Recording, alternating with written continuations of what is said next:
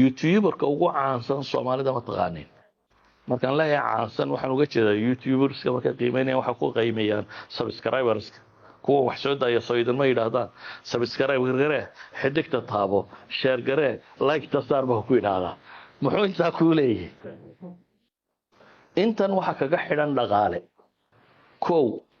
cidda ugu subscriber badan ee Soomaaliyeed ee YouTube ku jira kubadda cagta ka warrama ka kubadda cagta ka warrama ee Soomaaliyeed dad 1 milyan ka badan ba subscriber vlog marka ku dhufato vlog waa qaab loo eego YouTube ka waxa ugu badan ee la daawado therefore marka ku dhufatay eegto war bar Soomaalida maxaa u badan ee la daawadaan ku dhuftay waxa soo baxday kubadda cagta inay u badan tahay YouTuber-ka ugu subscriber badan leh YouTuber ku xiga ma taqaana wuxuu ka shaqeeyo alghina heeso soo bandhiga walabada YouTuber ee Soomaali ugu tiro badan ee subscriber laga yahay midna kubaddu ka warrama midna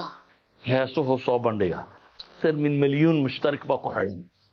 كورا وقتي dadka Soomaaliyeed ee milyanada gaadhaya subscriber ka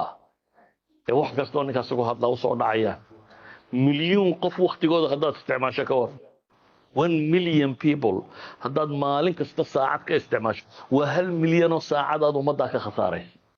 1 milyan oo saacadood 1 milyan oo saacadood product ka la soo saari lahayd masuuyi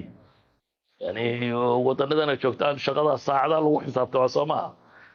shaqaale 1 milyan oo saacadood shaqeeya maxay soo saari karaan wax badan ma soo saari karaan Soomaa bal qiyaas ninka maalin kasta 1 milyan oo saac Soomaalida ka lumiya ma waxbuu taray mise waa khasaare adduunyo aakhira buu gaarsiiyay waxa kamida baan leenahay bay yiraahdaan ishaa'atu al-faahisha wa dabh al-hayaa bay yiraahdaan xishoodka la gowraco iyo xumaha la faafiyo ilaahay quraanka wuxuu ku yiri إن الذين يحبون أن تشيع الفاحشة في الذين آمنوا قوة جعل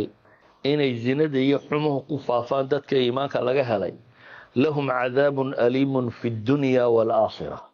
وآيات قرآن في سورة النور جدا وحيلي ينبغي إلهي عذاب فلول أي أدونك يا آخر بليين والله يعلم وأنتم لا تعلمون بإلهي إلهي بانا وحق إذن وحمه إذن